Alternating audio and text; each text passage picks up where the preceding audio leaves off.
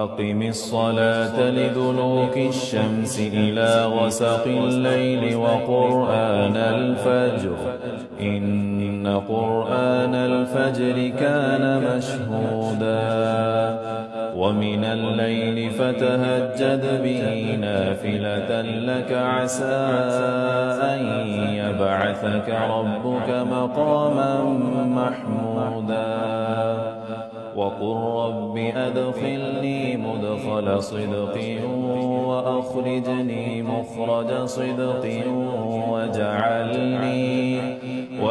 لي من لدنك سلطانا نصيرا وقل جاء الحق وزهق الباطل إن الباطل كان زهوقا وننزل من